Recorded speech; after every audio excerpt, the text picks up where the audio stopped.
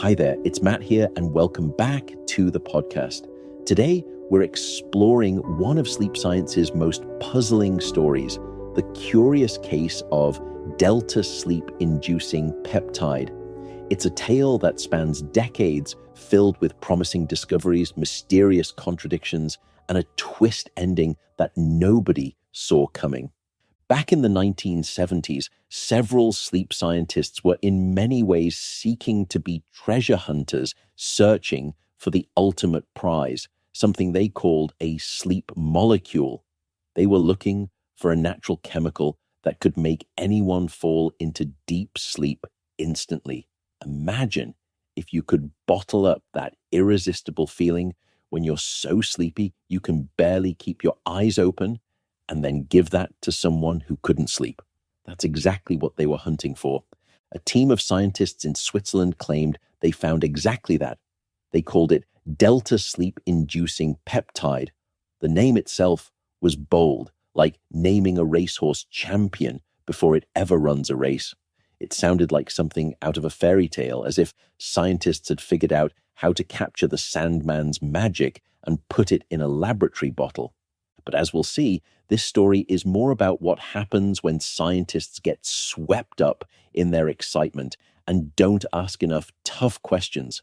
This is a story about promising findings that other scientists couldn't repeat, confusing results that should have been warning signs, and how the scientific community was slow to admit they might have been wrong. What followed was a decades-long journey through thrilling discoveries, puzzling contradictions, and mysterious dead ends. The path from discovery to disappointment would teach the scientific world important lessons about the dangers of overconfidence and the complexity of sleep itself. Our story begins in Basel, Switzerland in 1977. Picture this. It's late at night in a laboratory, and researchers are doing something quite unusual. They're collecting blood that flows directly from the brains of sleeping rabbits. Dr. Marcel Monnier and his team were carefully extracting and examining this blood, hoping to find the secret ingredient of sleep itself. And they thought they'd found something remarkable. They discovered a tiny protein-like substance floating in this blood. When they took this substance and injected it into other rabbits, something amazing seemed to happen. The rabbits fell into deep sleep very quickly, as if someone had flipped a switch in their brains. To understand what they observed, imagine your brain during sleep like a radio that tunes into different stations throughout the night. When you're wide awake and alert, the radio is playing fast, busy music. That's your brain being active and processing all the sights, sounds, and thoughts of being awake. When you start to fall into light sleep, the radio switches to calmer, slower music. But when you hit the deepest, most restful sleep, the radio switches to super slow, rhythmic drum beats. Scientists call these slow drum beats delta waves because they happen fewer than 4 times per second, which is incredibly slow compared to when you're awake, and your brain waves can happen 30 or even 40 times per second. It's the difference between a hummingbird's wings and an elephant's heartbeat. The scientists watched as the rabbits' brains quickly switched from the busy patterns of wakefulness straight to those slow, peaceful drum beats of the deepest sleep. So they named their discovery Delta Sleep-Inducing Peptide, basically the thing that makes delta wave sleep happen. The scientists were incredibly excited. They could even make this substance in their laboratory, and it worked just as well as the natural stuff they found in the rabbit blood. It was unlike any brain chemical they'd ever seen before, completely unique. The researchers thought they'd finally found the brain's natural sleep switch, and they imagined a future where insomnia would become a thing of the past. But there were serious problems from the very beginning that should have made them much more cautious. When scientists tried to find where this substance actually came from in the brain, looking for the cellular factories that make it, They couldn't find anything. It was like finding a toy in your room, but having no idea where it came from, who made it, or how it got there. This was a huge red flag. In biology, almost every important substance has a clear origin story. There's usually a gene that acts like a recipe and cells that follow that recipe to make the substance. But Delta Sleep-Inducing Peptide was a complete mystery. Nobody could find its recipe or its factory.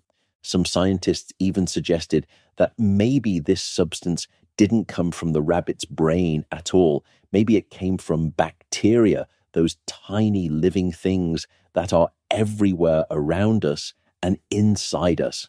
If that was true, then calling Delta Sleep-Inducing Peptide a brain sleep chemical would be completely wrong.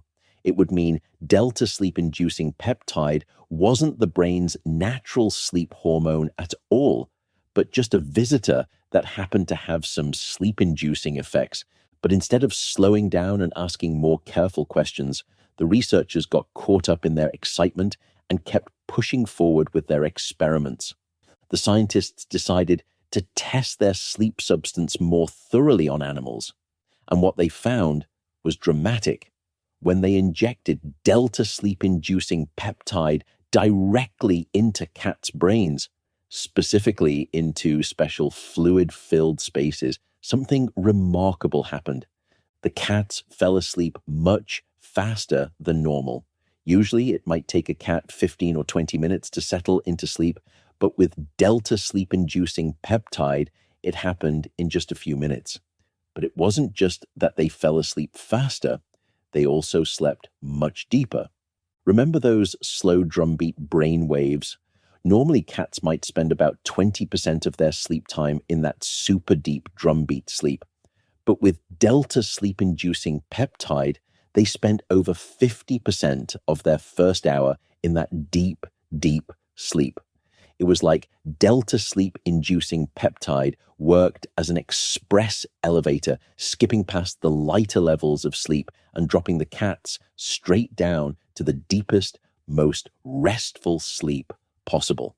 During the first hour after Delta Sleep-Inducing Peptide injection, the effect was especially dramatic. Over half of that hour was spent in deep, slow-wave sleep, which was much higher than normal. This deep sleep boost lasted for about 7 hours before the cat's sleep returned to normal patterns. What was particularly interesting was that the cats still had the same amount of dream sleep. Scientists call this REM sleep, when your eyes move rapidly and you have vivid dreams.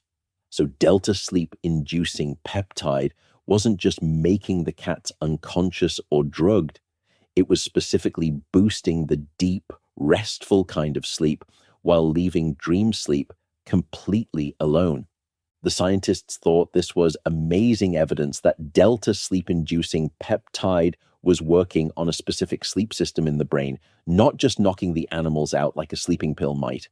But then something very confusing happened that should have been a major warning sign. So for, it must be at least a decade now, I have been an avid, probably more like rabid consumer of protein shakes.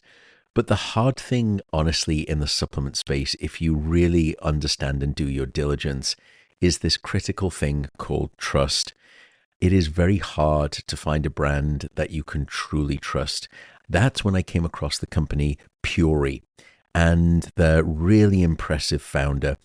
Even though I'm sure it makes them less profit versus other quick and loose companies, Puri takes quality more seriously than any company I've ever seen before. They have so many offerings, protein powders galore, but lots of other additions. But that's what I was focusing on here. Why did I choose them? Well, it's really for 4 specific reasons. Number 1, they are free from hormones. Number 2, they are free from GMOs. Number 3, they are free of any pesticides.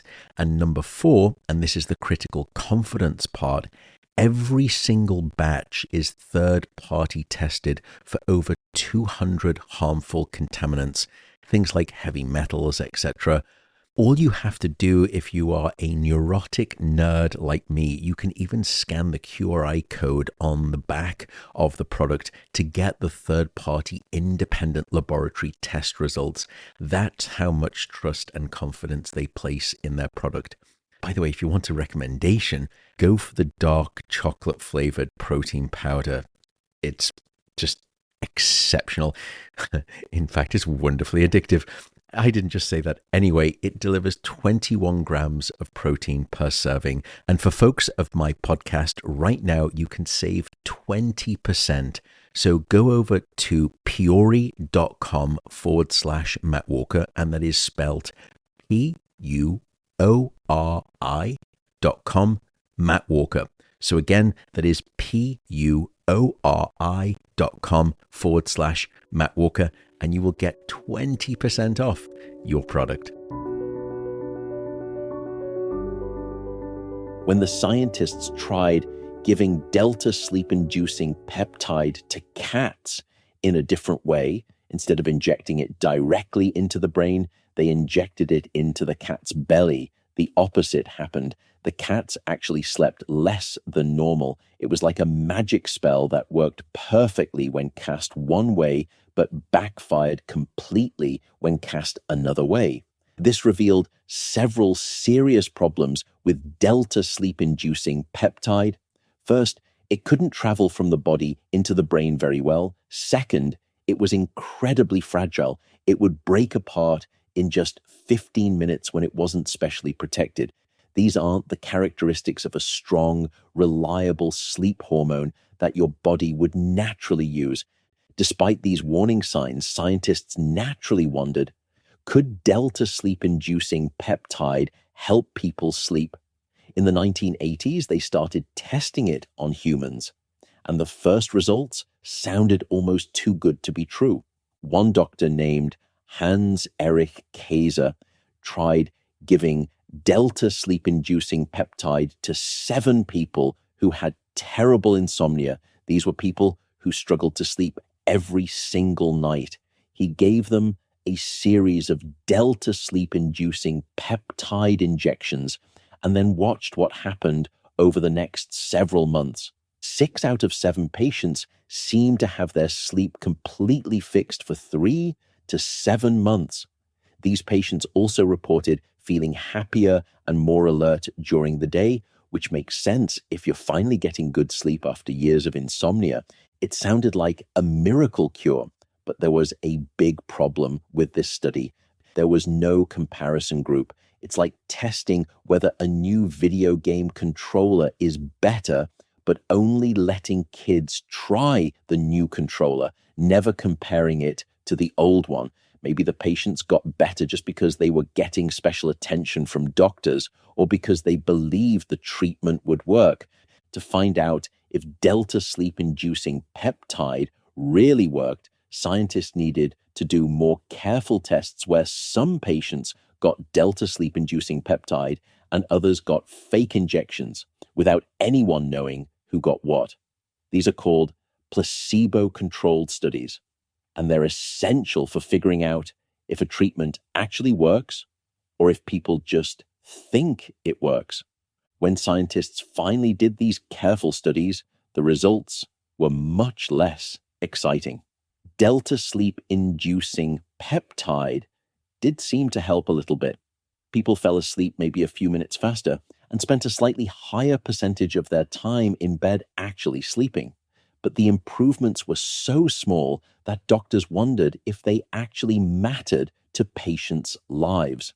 Most measures of sleep quality, how long people slept, what their sleep looked like on brainwave monitors, and how they felt about their sleep, showed no real difference between Delta Sleep-Inducing Peptide and the fake treatment.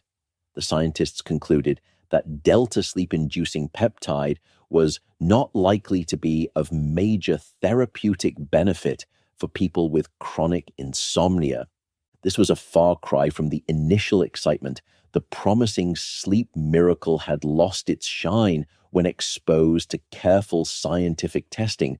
By the late 1980s, Delta Sleep-Inducing Peptide had become a real puzzle. On one hand, it clearly did something powerful to animal sleep when given the right way. On the other hand, it barely helped humans and seemed to have many limitations. Scientists started asking a crucial question. If delta sleep-inducing peptide was really important for sleep, what would happen if you removed it or blocked it? Some Japanese researchers tried an experiment where they injected rats with substances that would grab onto any delta sleep-inducing peptide in their brains and neutralize it, basically removing delta sleep-inducing peptide's effects. If delta sleep-inducing peptide was really necessary for sleep, these rats should have had terrible sleep problems. But nothing happened. The rats slept just fine. This made scientists wonder if delta sleep-inducing peptide was really as important as they thought. However, other scientists found that delta sleep-inducing peptide might matter in special situations. When rats were kept awake for a long time and then finally allowed to sleep, their brains seemed to make more delta sleep-inducing peptide, and this delta sleep-inducing peptide helped them get extra deep recovery sleep. So maybe delta sleep-inducing peptide was kept in reserve for emergencies, not needed for everyday sleep, but called into action when the brain was really desperate for rest. Scientists also found some interesting patterns in humans. When people were about to fall asleep, the amount of delta sleep-inducing peptide in their blood would suddenly drop. This could mean that delta sleep-inducing peptide was being rushed into the brain to help start sleep. People who had deeper sleep also tended to have different delta sleep-inducing peptide levels than people who slept lightly, though this didn't prove that delta sleep-inducing peptide was causing the deeper sleep. Here's where the story gets really interesting. Scientists started making modified versions of delta sleep-inducing peptide, taking the original recipe and changing a few ingredients to see if they could make it work better. Most of these modified versions, just like the original delta sleep-inducing peptide, didn't do much for sleep. But two special versions worked much better than the original. These improved versions could boost deep sleep by about 10 to 15% consistently, while the original delta sleep-inducing peptide often did nothing at all. This was revealing. It suggested that delta sleep-inducing peptide might have been a rough draft of something that could really work. Maybe the brain was trying to make a good sleep chemical, but delta sleep-inducing peptide was just an imperfect attempt. These successful modified versions also suggested that there really was some kind of sleep receptor in the brain that could respond to delta sleep-inducing peptide-like substances. Scientists just hadn't found it yet because the original delta sleep-inducing peptide was too weak or unstable to activate it reliably. After decades of research, delta sleep-inducing peptide has taught us several important lessons. While it can dramatically influence sleep in animals, especially boosting deep, restorative slow-wave sleep when injected directly into the brain, these effects were highly dependent on how and when it was used, and the dramatic animal results didn't translate well to helping humans. Delta sleep-inducing peptide probably isn't a master sleep switch, but rather one instrument in the orchestra of sleep regulation, sometimes playing an important solo, but usually just part of the background harmony. Today, delta sleep-inducing peptide research continues at a much lower level with no approved medications developed, though it's sometimes sold online as an unregulated supplement without good evidence for effectiveness. The mysterious case of delta sleep-inducing peptide reminds us that in science, the most obvious answer isn't always the right one, and sometimes what looks like treasure turns out to be fool's gold. Delta sleep-inducing peptide's greatest legacy is as a cautionary tale about how scientists can fall in love with their ideas and lose objectivity, overlooking warning signs and explaining away contradictory results rather than accepting their original hypothesis might be wrong. We now know that sleep involves complex networks of brain regions, multiple chemical messenger systems, and intricate interactions between our body clocks and metabolism. The idea that a single substance could control this complexity seems almost naive in retrospect. The story shows us that science is full of false starts and dead ends, but even failed ideas teach us valuable lessons. Until next time, sleep well, but don't expect Delta Sleep-Inducing Peptide to help you do it. And with that, I'll say thanks for listening and bye for now.